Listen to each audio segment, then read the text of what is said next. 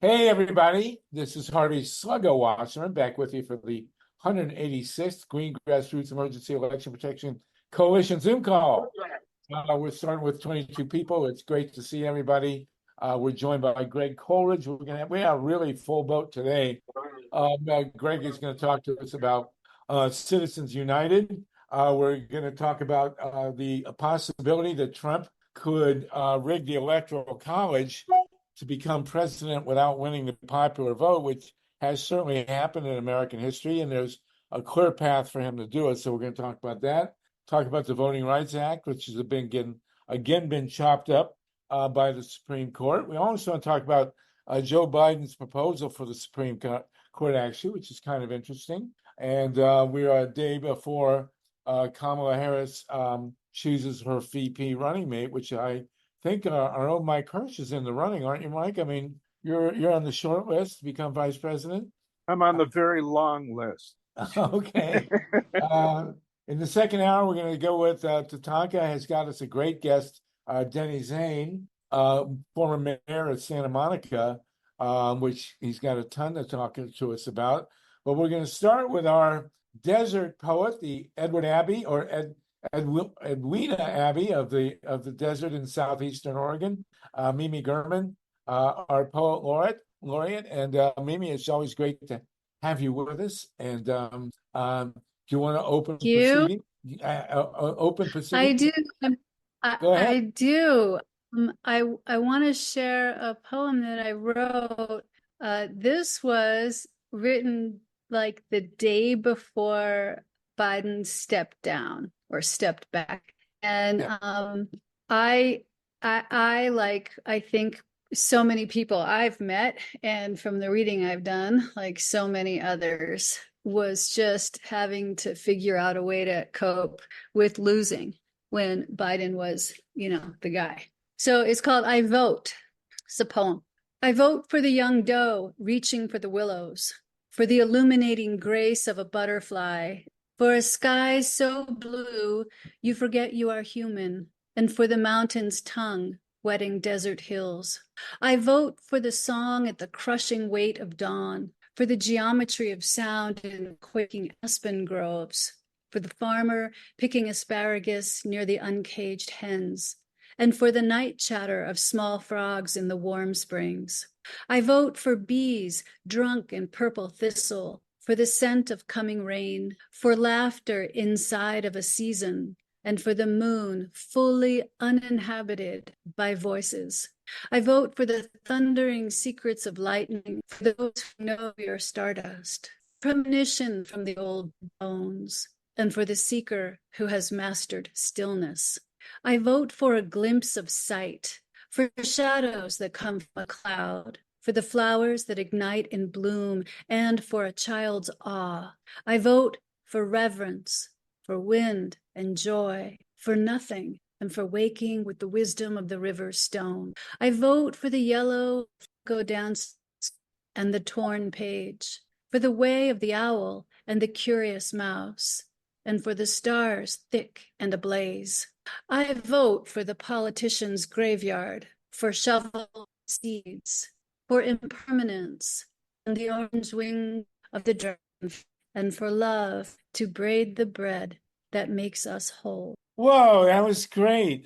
Beautiful, fantastic, Mimi German. Thank you so much for being our poet laureate. We're also joined by really great to see you and great to have you with us. We're also joined by another great poet, Dennis Bernstein. Dennis, good to see you and to have you with us. It's really an honor. Dennis is the host of the Flashpoint show out of KPFA in Berkeley. And Mimi, it's just great to know you're out there in the desert. For some reason, I'm prompted to say, watch out for the rattlesnakes. One of the most... It's a good time to say that. Is it? Yeah? They're out and about? I have to say, one of my last great experiences in nature, I drove into the Joshua Tree National Park. I was a couple of years ago. And in front of my red Toyota, was the most ferocious animal I have ever seen. It was about a 4-foot rattlesnake, and it was, like 6 inches thick. I mean, This thing was a monster, and it was ferocious and angry, and it wanted to bite my car. I mean, this thing, I just couldn't believe it was coiled and hissing, and wow, I've never seen anything like it. I assume you see a lot of rattlesnakes out there in southeastern Oregon. We do. We fortunately we live on this oasis. Well, first of all, this oasis that we call Earth, but this particular oasis is surrounded by the Steens Mountain and also the Pueblo Mountain Range. And at the southernmost point of our little bowl is the Alvord Desert. And we're at 4,500 feet. And the snakes, the rattlesnakes, like to live a little bit higher. So yay for that. So we don't see them as much as our neighbors across the canyon see them. All right. You're just a little below them. So that's fantastic. Mimi, it's always great. Please keep coming back with your fabulous poems.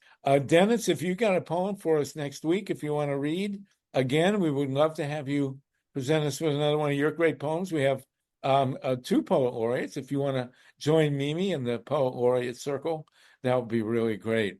We got Tatanka Brickler with us. Tatanka, you're the erstwhile chair of the KPFK board. We're glad to see you. I believe that voting is about to begin in the Pacifica election, and we're going to have the Pacifica National Chair, Susan Young, with us in the second hour to talk about that election.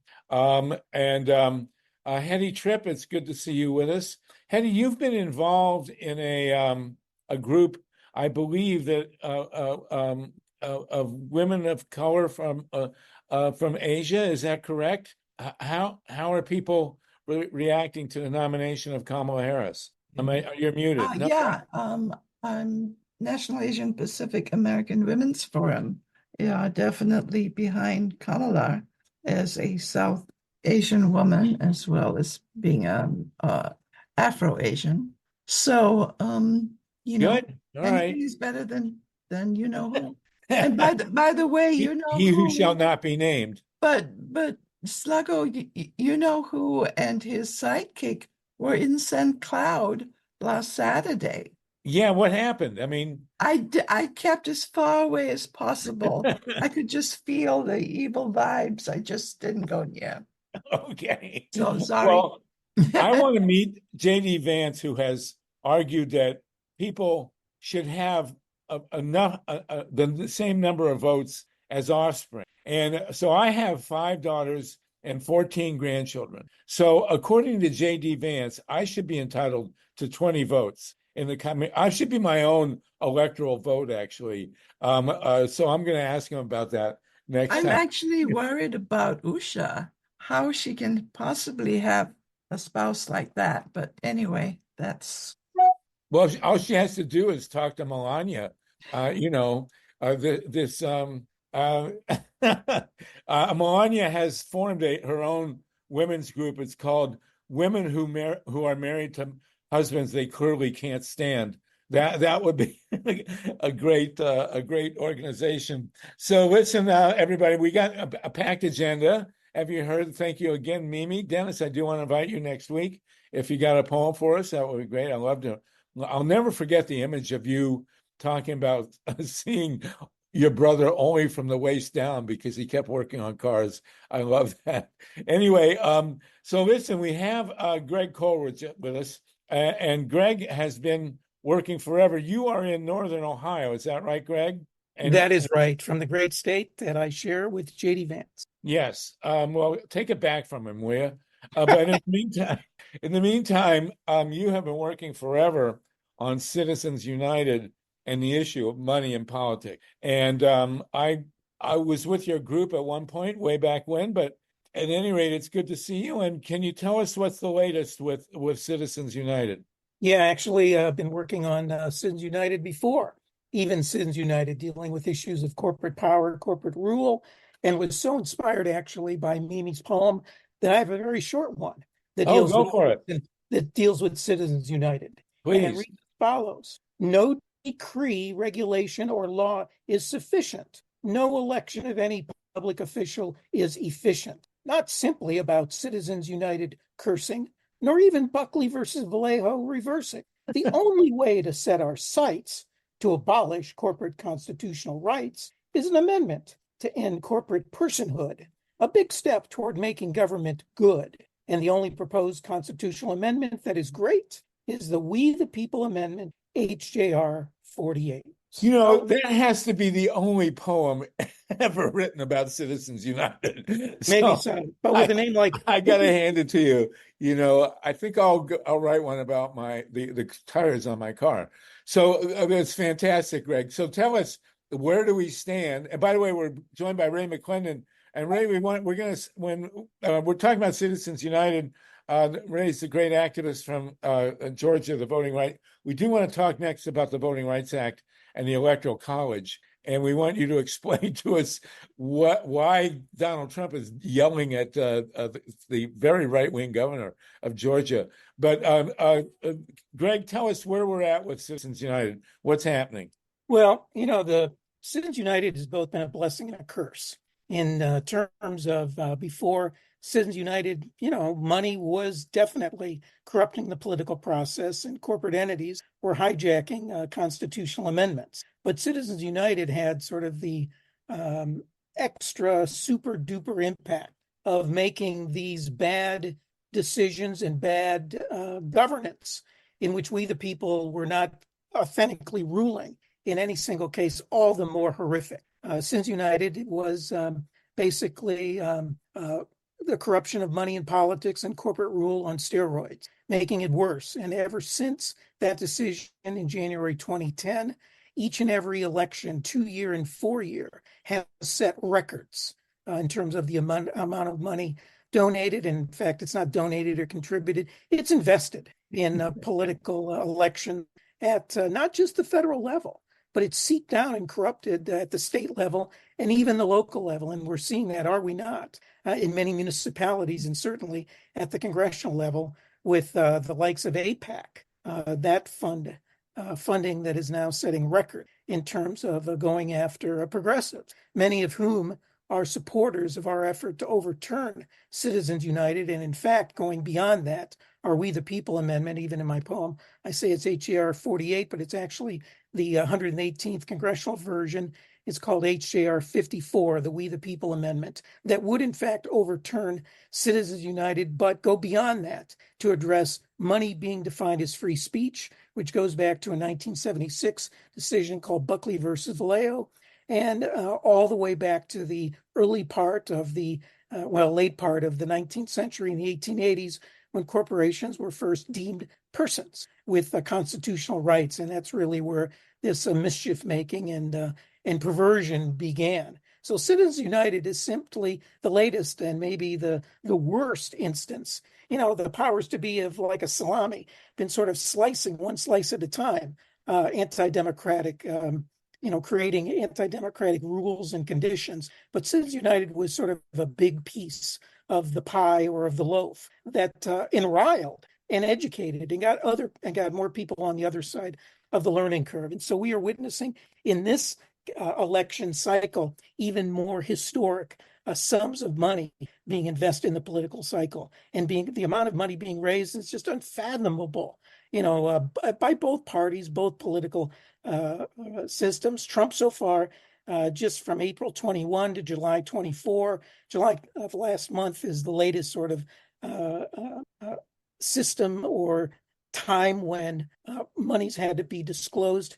Trump has raised $221 million. That's a fifth of $1 billion. Harris, $296 million, nearly 3/10 of $1 billion. Just an incredible sum of money, and the amount of money that's going in. What it basically does is, if money is defined as free speech, which is what Buckley Vallejo has done, then those who have the most money have the most speech, which means the billionaires and the corporate crowd, and those who are behind the super PACs that number in the thousands, their voices are heard, their needs are met. But people who want healthcare for all, or a livable world, or a decent standard of living, or money for dealing with the housing crisis or the debt crisis or the many other crises, our voices are not authentically heard. Our needs are not met. So, Citizens United is just worsening the system. The flip side of it, though, is that when problems are finally sort of seen as being so egregious and so sickening, and of course, the Supreme Court, through their various decisions, has sort of backed up and affirmed the amount of money that can be given or, invested, so much so that now when people at a local level or at a state level do something for a contributor, and a contributor then after the fact gives money, the Supreme Court has said in one of their recent horrific decisions of the just completed term, has said that, oh, that's not corruption. That's just simply, a friendly sort of a gift. When initially in the Citizens United ruling, the court assumed that, get this, hard to believe with a straight face, they said that unlimited corporate campaign spending would pose no threat of corruption, or even not just corruption, but even the appearance of corruption, because it would be independent. Because what Citizens United did is it allowed what had already been in existence, created in a separate decision in 2010, apart from Citizens United. But what Citizens United did is it gave really the ability of these entities, super PACs, to raise unlimited amounts of money, to spend in unlimited amounts that are supposed to be, quote unquote, independent from campaigns. But of course, many of the same people who work for political campaigns, Democrats, Republicans, independents, are the people who, last year they worked on the campaign for the candidate. This year, they're working on the political action super PAC of, the group that is for that campaign and for that candidate that leader now left for. And so these now entities, super PACs, are behind roughly somewhere in the vicinity of 65% of the amount of money, of the millions, if not what will end up being billions, probably in the order of $20 billion. $14.4 billion was spent in the 2020 election, federal election. It's probably going to be in excess of 20 billion. I mean, that's just unheard of. We can't compete with money is speech again.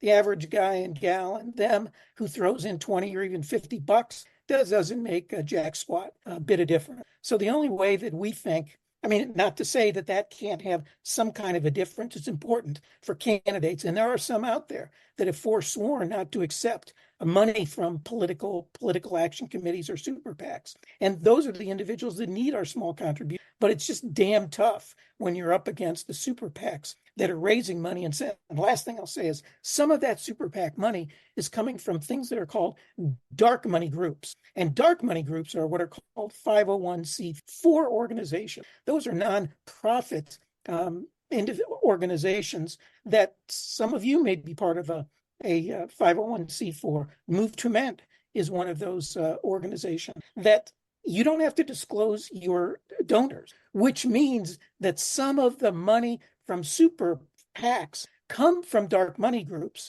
and some of the funders of dark money groups, no doubt, come from overseas. Both individuals and corporations, and U.S. law disallows foreign contribution. So the funds from fill in the blank, China, Russia, who knows what emir or dictator is funding. Some are blatantly doing it above board and trying to get away with it blatantly. But who knows exactly how much is being done below board through dark money. So that's sort of the situation that we're facing. And until we figure out a way to get a handle on this, and the only way to do it authentically is, there's some things that can be done to try to increase transparency, but ultimately the only way to get rid of Citizens United is through a constitutional amendment. And that's what the We the People Amendment, and I'll throw some info in the chat, that Move to Amend is behind, is trying to do. 750 organizations are behind it. More than 700 communities have passed resolutions, including 8 states that have passed resolutions or ballot initiatives calling for the end of these twin constitutional doctrines that money equals free speech and a corporation is a person. Both of those need to be abolished, and along the way, they would abolish Citizens United. Wow, very beautifully spoken, Greg. And how long have you been on this issue? Like 50 years? It's really... And not quite, since 1995. You may have remembered a guy named Richard Grossman, who Yes, started Richard an Grossman. organization called the Program on Corporations, Law, and Democracy. A group made up of sort of frustrated environmental, labor, and consumer activists that were, doing the good work that many of us do, right? Where we're trying to respond, react, and resist to one corporate harm at a time. But the problem is, by constantly reacting, resisting, and responding, guess what? We're constantly playing defense. And when you're playing defense, that means you can't play offense. And so going after the basic governing rules of which corporate constitutional rights and money is speech is, we're playing offense. Now, we're not anywhere close to having the firepower to deal with corporate power, but it's a whole hell of a lot better to try to play offense, even if you're not powerful enough. Because to do that, you have decolonized your mind and said, you know what? We have to fundamentally deal with the powers that have told us that what's going on today is inevitable and irreversible, and we can't do a damn thing about it. And pardon my French, but that's we got to go on the offense. And part of it is to say, sorry, a corporation is not a person, money is not speech, and we are going to change the fundamental rules of. Right. Well, Richard Grossman was a wonderful friend of ours, pioneered the critique against the idea that corporations were people.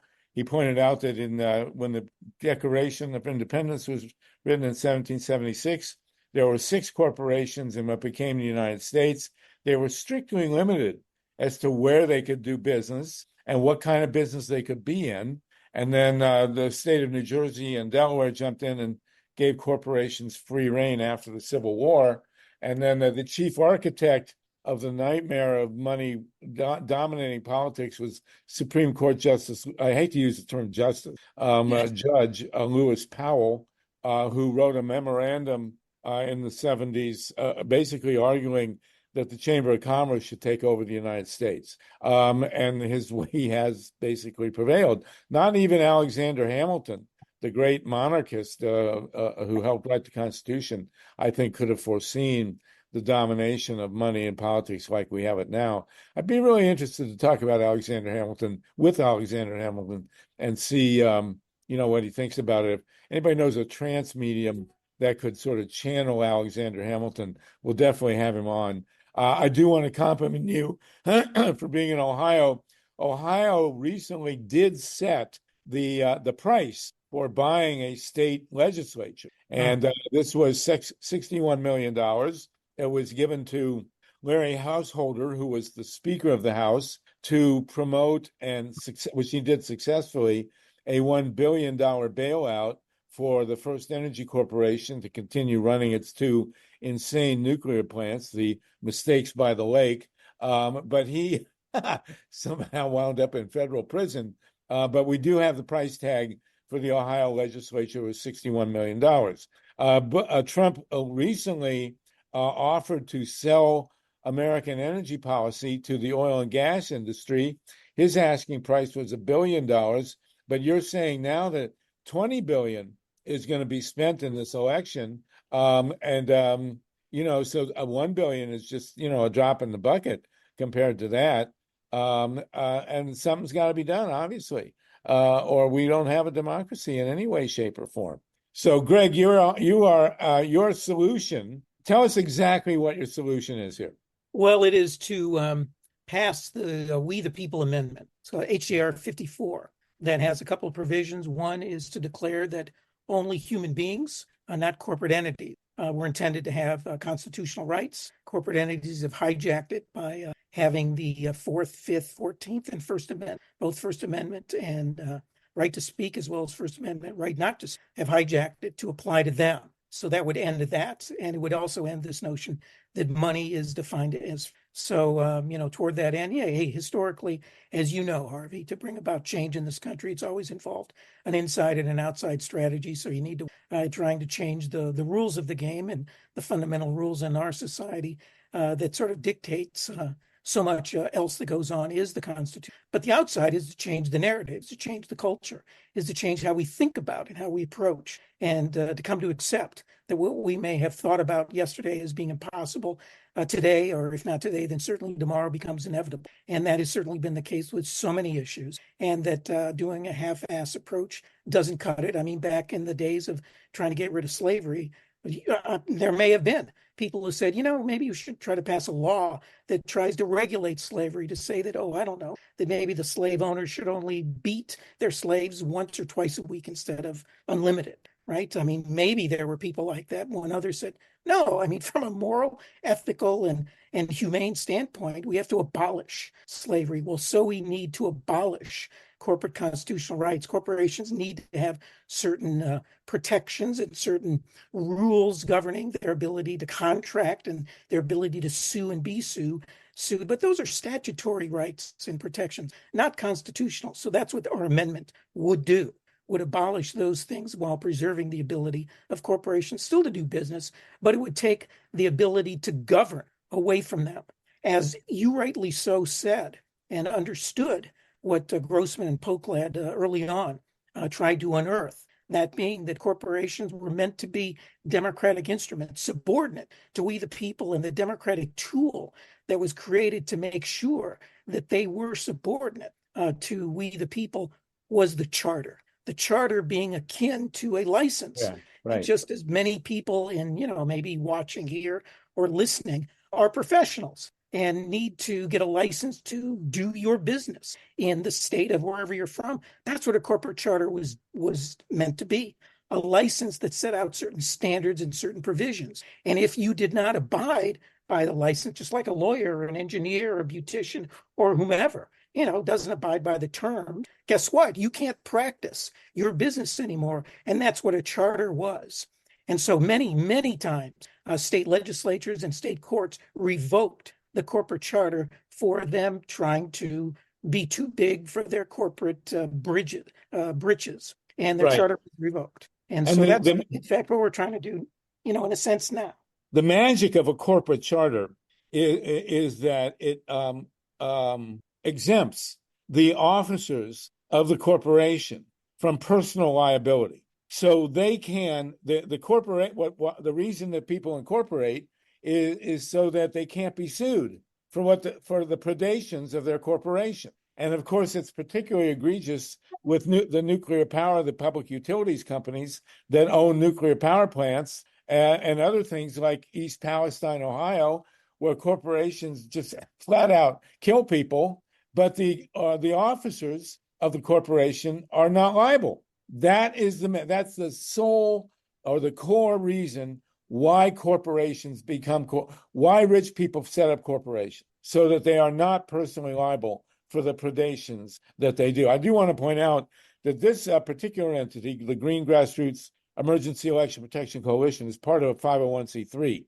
So we cannot advocate for candidates or raise money for candidates. But the donations to GREEP are then tax deductible. And the 501c4 does not have that tax deductible status, and it does funnel money to campaigns. And of course, one of the agenda items, which Ray McClendon is really the godfather, is to point out to progressives that you need to put your money, which is going to campaigns, into grassroots organizing, as opposed to media buys. So that's kind of a different issue than Citizens United. But on the other hand, Ray McClendon, we have Wendy and Paul, but Ray McClendon, do you want to comment on the use of money in politics, especially in a state like Georgia, where people are running rampant, but on the other hand, the idea of progressives giving money to grassroots or get out the vote is not, partisan. And so that's one of the ways that money goes in. Progressives can use it. Ray, you're a pioneer in that. Can you tell us about that? Well, I've just been intrigued by the conversation because I think one of the negative consequences is that there's more and more, as he called it, investment, where the powers that be believe that they can just bulldoze their way to or bully their way to a victory by just throwing more money into flooding the airwaves, and that can be the case in a lot of communities. But what it's doing is taking an unintended consequences, take money away from the traditional grassroots organizing that informs citizens and really creates better, more informed citizens who are involved year round in civic engagement. And a lot of people that we deal with just tune out all of that money that's going into that kind of horse race to see who can raise the most money. So it's definitely having a negative impact on what we do. We right now are having to really almost walk around with a tin cup to try to get money to go into grassroots organizing, where if you want to talk about it as an investment, the return on investment of going into communities with relational organizing with local individuals costs dramatically less than investing in radio and TV ads, but has a much higher return, meaning number of voters who actually turn out to the polls based upon those direct touches. So it does have a great impact, and it would be wonderful to go back to the days of funding by the government for the campaigns themselves, so that this other money could then flow to grassroots organizing as a conduit to connect with people and hopefully have a more literate and informed electorate. Well, it's very interesting dichotomy, because about 20, 30 years ago, Richard Viguerie, the extreme right-winger, basically said that he wanted fewer people to vote, that the Republicans and the right wing always do better with small turnouts. But lately, the guy, Steve Bannon, who is still in prison, has promoted sort of right-wing grassroots organizing, promoting a higher turnout among people that they know will reliably vote right-wing. And so the dichotomy with money now in campaigns, certainly since 2000, has been progressives putting money up for grassroots organizing and get out the vote organizing, and arguing against spending on media and needing to meet the right-wing grassroots head on. Ray, I certainly well, there's a subtle difference though between what MAGA and these conservatives are doing versus what center and progressives are doing. Center and progressives are attempting to expand the tent, get more people to get involved in civic engagement, in democracy, so that all voices can be heard and we can have public discourse about that. When you look underneath the surface of what the MAGA folks are doing, they're pumping money into candidates who will restrict the number of the voting populace and target primarily a voting construct that is akin to apartheid. When you look at what they're really doing, they want to enable white men to be able to control all of the levers of government and to create a construct, whether it's by voting, by power in legislatures and power in the justice, in judges, that would continue to build that construct where it would be embedded and entrenched in a way that it would take us 50 years to unravel. And we see that occurring. That's what's going on right now in the Supreme Court. They are really creating a situation where they will concentrate all of the power in a minority, principally being white men. And that's what we see. That's really what they want to do with the power that they have and the investment. When you look at people, J.D. Vance's main supporter, Thiel, Right. when you hear him talk, I mean, he's talking straight out of 1920s and 1930s Hitler playbook. These people don't believe in democracy. Okay, they believe that they can control through oligarchy or other means all of the political systems, the economic systems, and that's what they're trying to build in the United States. And they think that they can get to it by using people like MAGA and others, but they want to create that kind of construct. Conversely, the progressives are looking to expand and grow and let everyone truly one person, one vote. That's not what the other side is looking to do. Greg, you want to comment on that in terms of the money? Where is the money going? I assume the money is going to precisely what Ray just talked about. Oh, you're muted somehow. How did you get muted? There we go. Go ahead. No, it's absolutely true. It comes from the super duper rich, and it largely funds, the two wings of the same bird of prey. Thorstein Veblen used to call the Democrats and Republican, third parties, and others have a very difficult time, do they not, getting funds Exactly. because there's only a certain number of issues that are talked about within this sphere that's considered to be legitimate. And it takes so much money to be a viable candidate, quite honestly, that even good candidates, have to, play by the rules. Otherwise, they're not considered to be viable. So it's awfully damn difficult unless you are a candidate that has arisen from the grassroots and has your credibility and has the contact and has the working relationship with not only a lot of people just because you have contacts with them, but all these people that are going to hold you accountable, that can work, hey, money and power comes from either organized money or organized people. If you don't have the one, you sure as heck better have the other.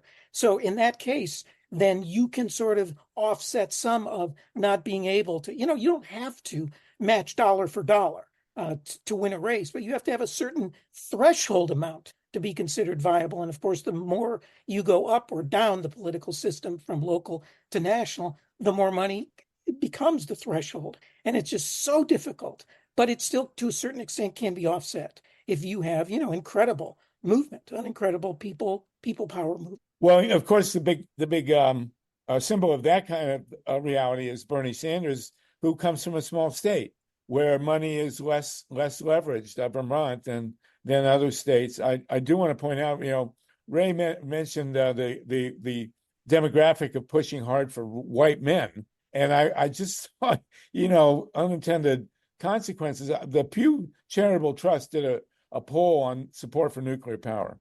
And the support for nuclear power in the United States among men is hugely stronger than among women. Women, in just as a group, according to the Pew Charitable Trust, do not support nuclear power in any way, shape, or form the way men do. And they do support solar and wind way, way more than men. It's a mind-boggling comparison coming at you out of the blue. Men love nuclear power. Women do not. Women love solar and wind. Men do not. I mean, really, come on. It's mind-boggling. Anyway, we've got 65 people with us. Let's jump on Wendy. Go ahead. Then Paul and Mike and MYLA. Go ahead, Wendy, please. Thank you. It's a lively chat you guys have going too. This is a great conversation. And Greg, thank you so much for your work, and everything you said is so important. So just two really quick points. One, I kind of want to dovetail off of what Ray had just mentioned about the authoritarian supremacy, basically through rule. And something I had noticed being in Florida and seeing the way that they gerrymandered the maps a couple of years ago. Desantis went against the state Supreme Court and everybody, and then even both sides just let it happen. What's happening with the state guard, which is DeSantis's private militia and his military, which kind of recruits bad cops that can't get jobs otherwise for his own personal state guard. And with what you see in Texas with their immigration laws there, and what I'm seeing is a pattern that undermines federal law. And I could see how that could be applied later, like cases, was it South Carolina, where they had the court case there that was basically saying that the states would be able to decide what their maps are, et cetera. So I just wanted to raise, it's kind of a nebulous, cloudy point, but we can see what's starting to happen here in order to implement that supremacy through going back to states' rights. I just wanted to make one other quick point that's really important about Citizens United that I just found out recently, actually, and it was through seeing somebody from Veterans from Peace speak at a Palestinian liberation meeting. And somehow it came up, like within the context.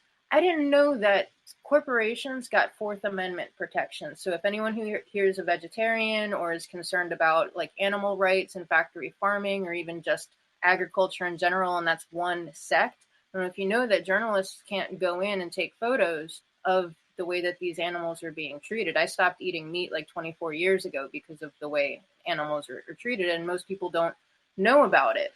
And that turns out is a protection now under Citizens United, that they have the privacy protections of a person, so they can do whatever they want to these living creatures. And that, again, that's just this one Right. industry. So thank you so much. Thanks both of you guys. Thank you, Wendy. Very good comment. Thank you so much. And you know, there was a big hoopla. There was a Greenpeace guy who snuck himself onto a whaling ship that was also killing tuna, and you know, produced horrific videos. And they really tried to come down on him hard.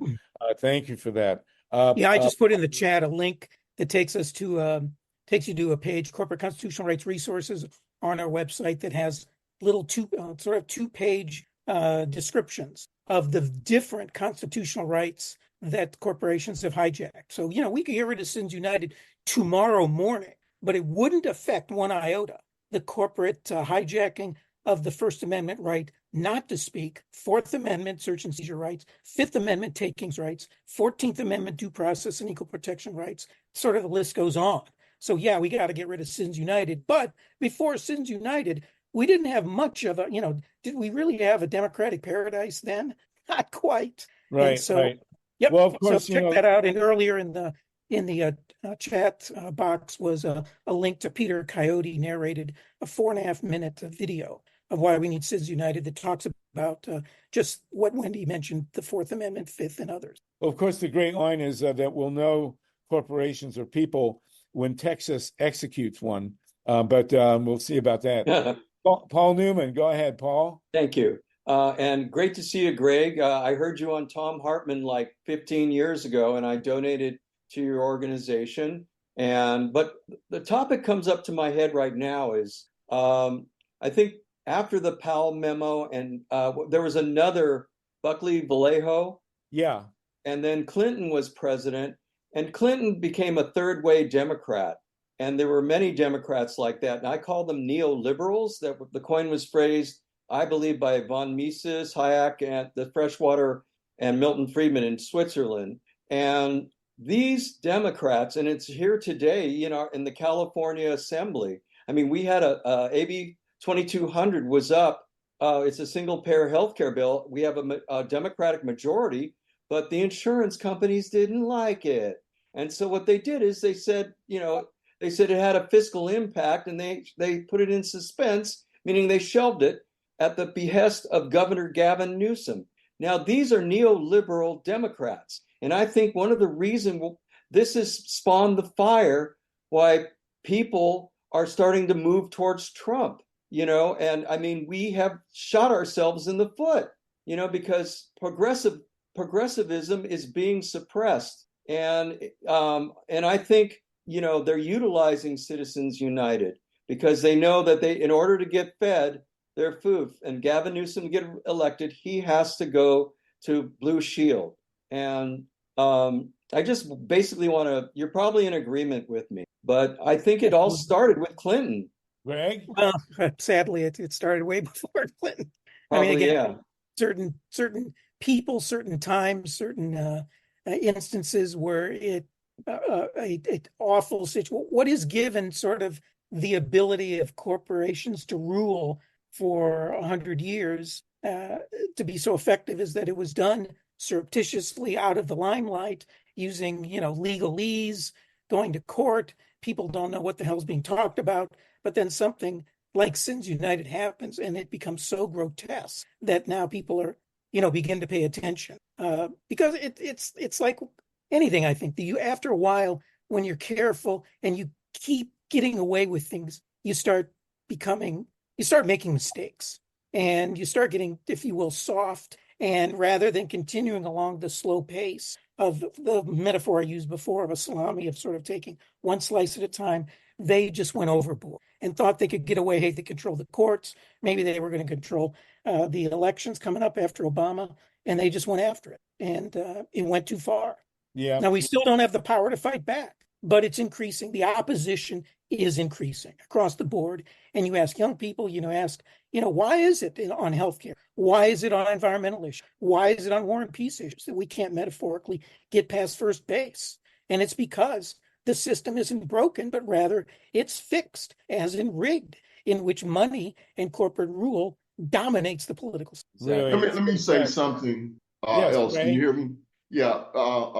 Greg said something earlier that's very important, which is that progressives and Democrats play defense, don't play offense. And, you just look at the major issues that the MAGA and conservative components have done over the years, whether it's Leonard Leo and what he's been doing with the courts and a coordinated effort for years, and how that culminated in the Roe versus Wade decision. And whether or not you look at the organization ALEC, which a lot of you are familiar with, and how long that organization has been in place writing laws across the country that are inculcated in state legislatures to carry the day for some of these same corporations that he's talking about. All of this is a concerted plan across all of the different levels of government that they meet on and commit to annually on how they're going to carry it out. And they don't care if they don't get success in the short run.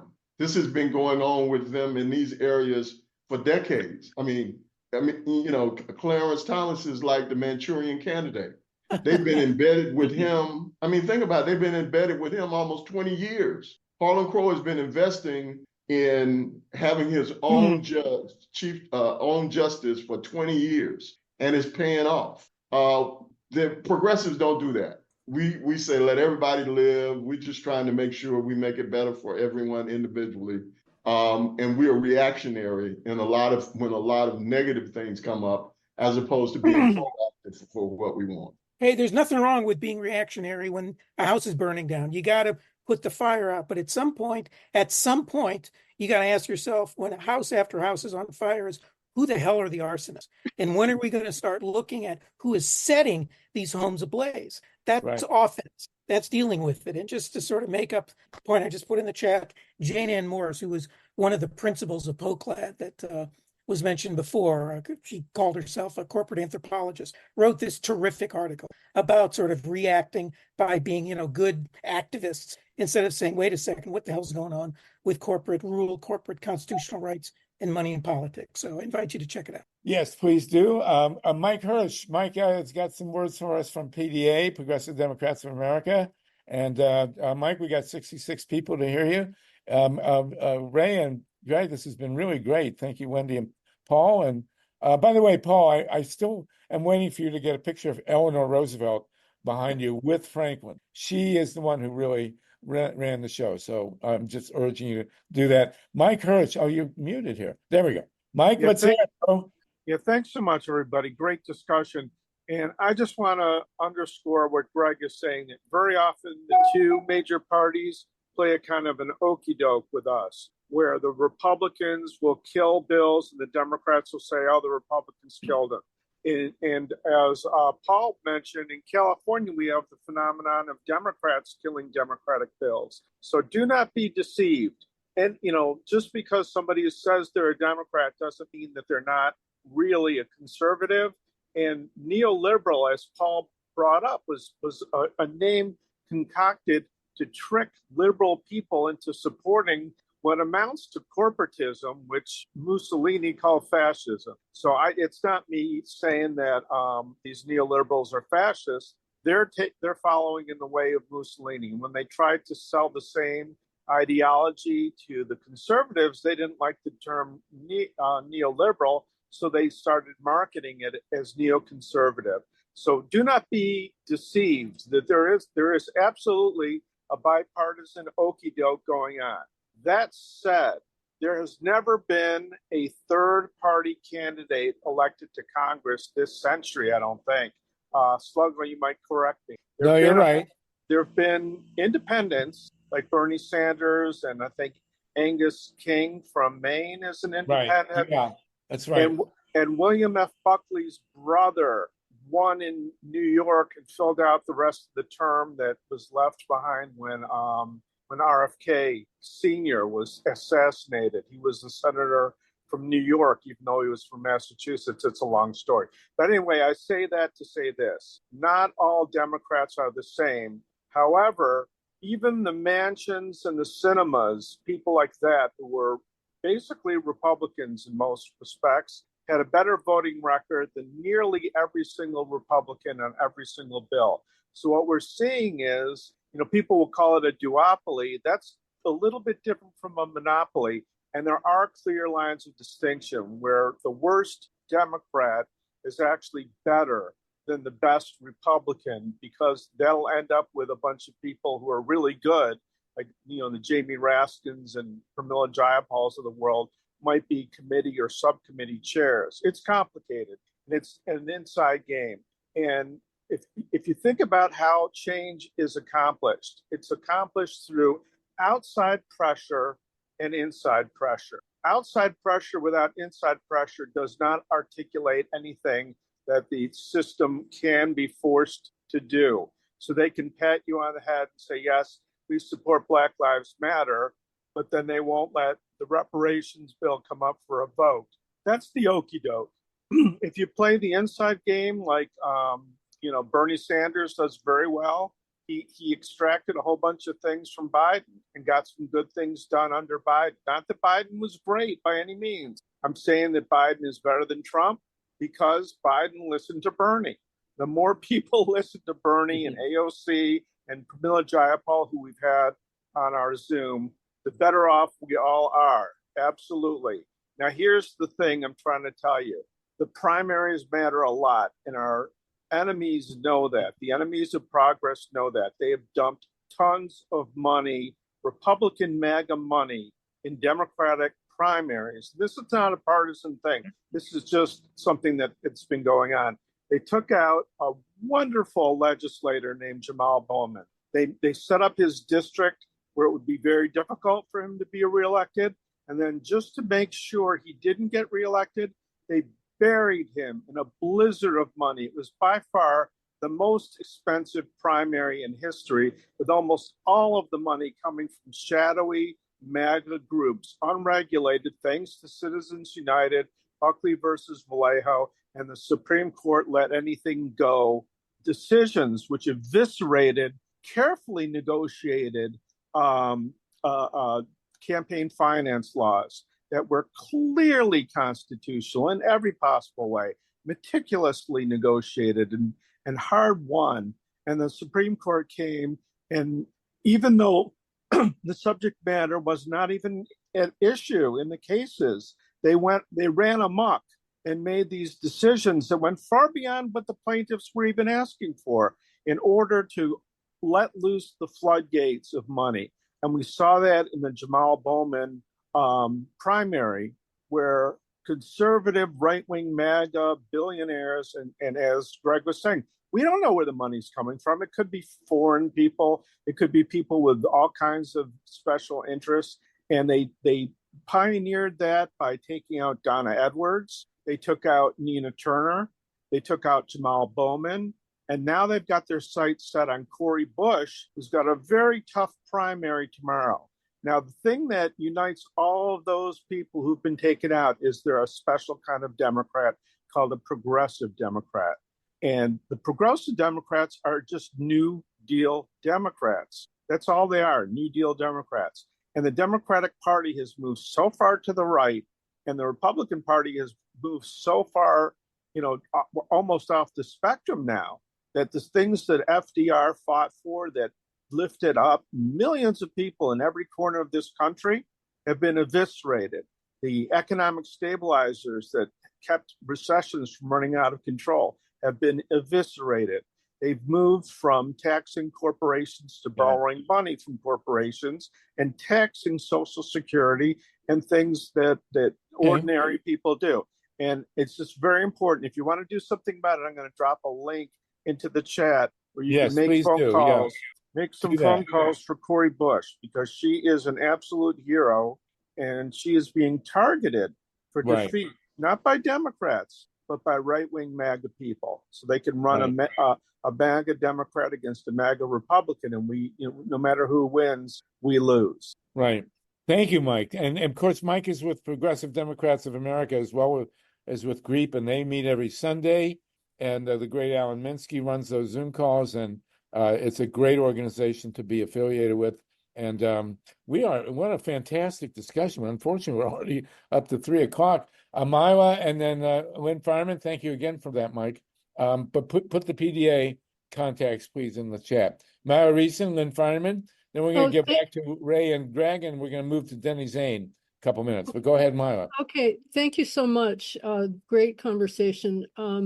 Can you all see this this article, this ProPublica article that was published last month about a secret organization, a Christian organization called Ziklag? I don't know if it's on your radar. Can you We see can the see it screen? now, yeah. Great. So they, according to this article, they raised about $12 million, and they have a two-pronged approach. One is purging likely Democratic voters from the voter rolls, and they're also getting out the vote, doing relational organizing, among other things, to bring more Christian reactionary voters to the polls. And I have a question for they say it's little known.